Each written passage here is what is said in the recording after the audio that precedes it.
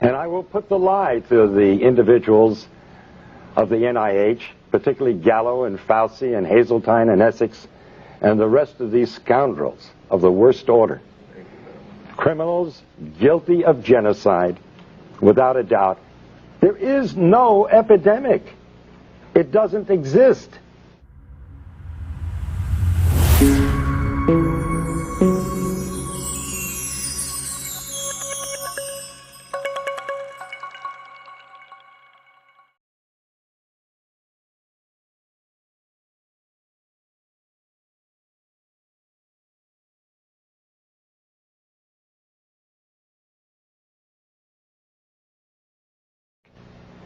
We're talking about probably the most horrible scandal and scam ever perpetrated, not only in the name of science, but in humanity and in all history. Today is December 7th, and I was 12 years old when the attack on Pearl Harbor came, and I remember World War II very well. And it's a very significant day today because I see an incredible parallel between what is going on in the so-called AIDS epidemic and what happened in the years preceding and resulting in World War II. The great lie of Hitler. It's amazing. I think he would envy the job being done by members of the National Institutes of Health and even the media, especially in this country. I charge the media with part of the responsibility, and a very significant one, in a current Holocaust that can end up being worse than the one that occurred during World War II. When it was first announced that Dr. Robert Gallo had found the virus that probably caused AIDS, and that announcement was made with Margaret Heckler in 1984 to the press and to the media without one single scientific document appearing in any journal in the United States. And as we know now, without any proof whatsoever that the virus caused any disease. The media picked up on it for the sake of a story. And soon the virus that probably caused AIDS was now the virus that caused AIDS. It was proven in the press and nowhere else. Now it's interesting, a lot of questions are asked of me whenever I appear before the cameras and do what some people have called a stunt, to sell books. I'm from the planet Earth. I honestly believe that these individuals are from the planet Uranus. How anyone could suggest that I would stick myself with a virus that is supposedly deadly for the purpose of selling a book, that's complete insanity. And I will put the lie to the individuals of the NIH, particularly Gallo and Fauci and Hazeltine and Essex, and the rest of these scoundrels of the worst order. Criminals guilty of genocide, without a doubt. I invite them to take me to court. I wish Burroughs Wellcome would take me to court, because they have been putting out a killer drug knowingly. Because in a court of law, I would have the opportunity to provide the absolute proof and evidence, as I have in my book, Deadly Deception. Now, I'm not alone in what I'm doing here today. How does the press escape such obvious truths? Why would the finest virologist in the world, the most noted virologist, member of our National Academy of Sciences, Peter Duesberg, why would he put his entire career on the line? What did he have to gain? He's already lost his laboratory and his funding. They can't take away his professorship because he's tenured. Why would a Charles A. Thomas, professor emeritus of Harvard, say the same thing? Why would Kary Mullis, who won the Nobel Prize in virology last year, why would he stick his neck out? What did he have to gain? These are the questions reporters should be asking.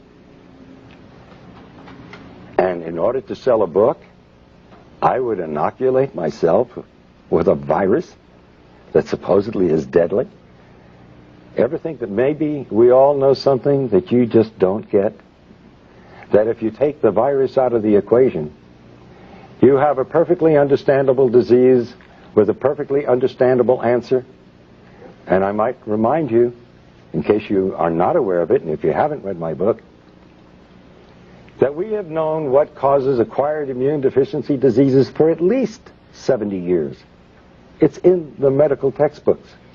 It's there for you to read. Number one cause on the face of this earth is malnutrition and starvation. That's African. Look to the headlines of the October 3rd issue of the London Times, Sunday Times last year. And the inside headlines that screamed across 2 pages, the plague that never was.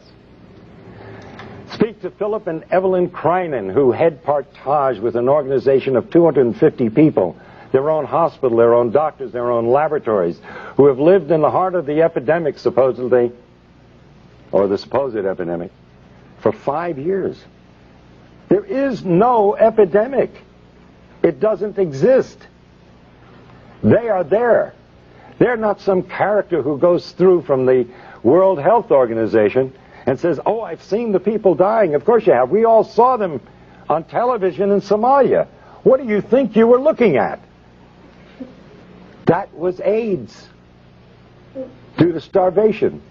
Due to malnutrition. It's no big secret what's causing AIDS. We've known it for 70 years. Number 2 is drugs. And don't just think of street drugs. Because the number one cause of AIDS today is actually 2 medical drugs. AZT,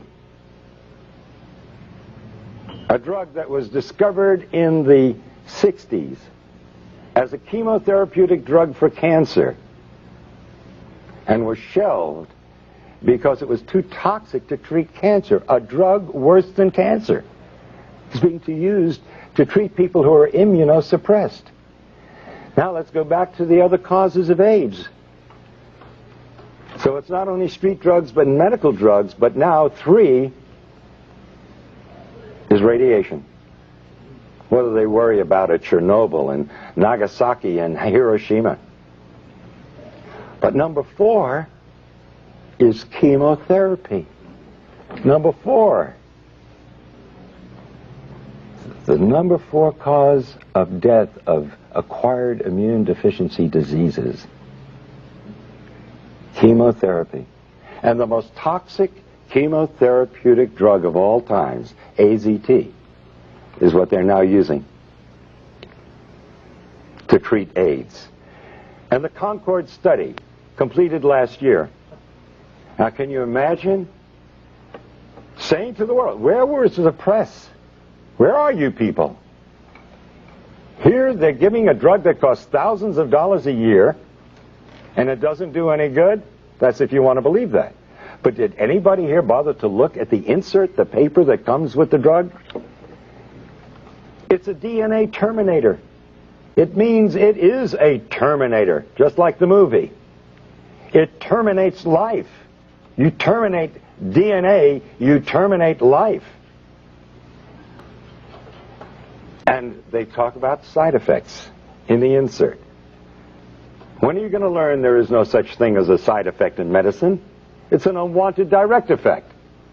And you know what one of the unwanted direct effects of AZT is? Lymphoma, cancer, one of the diseases of AIDS, as they call it. Oh, another so-called side effect, which is really an unwanted direct effect, pancytopenia. You need a definition? Pancytopenia. Pan, all, cyto, cells, penia, loss of all your cells. That's AIDS. That is the definition of AIDS. So AZT, by definition, by their own drug insert, causes AIDS, and nobody survives AZT. That will eventually lead to your death. And they've cut the dosage way down. because it was killing them too fast. It's like giving somebody a large dose of strychnine and they die within 5 minutes. And so the next person, you give them a few drops of it and they last 4 or 5 days, and you say, strychnine's a wonderful drug. This person lasts 5 times longer. This is the kind of thing that they present to the world. Now, I have offered for over a year now, and I continue to offer it, $100,000 to anyone who will give me one scientific document that proves that HIV causes any serious disease. It doesn't. It is a scandal and a scam beyond belief. The virologists who are responsible for this, what do they have to gain? Now, I don't know what Duesberg had to gain, or Charles A. Thomas, or Kary Mullis. He already got his Nobel Prize. Why does he come out and say it? And he's the one that found the test. The PCR reaction. And he said that there is no body of evidence that supports that the virus causes any disease whatsoever. But what about the individuals who have perpetrated this lie? They are all multi-millionaires. What do we have to say about the National Institutes of Health when a private laboratory, independent laboratory, found AZT to be 1,000 times more toxic than the laboratory of the NIH? We can understand a 5% error in a laboratory, even a 10% error. But a 10,000% error? Or 100,000% error? That's fraud.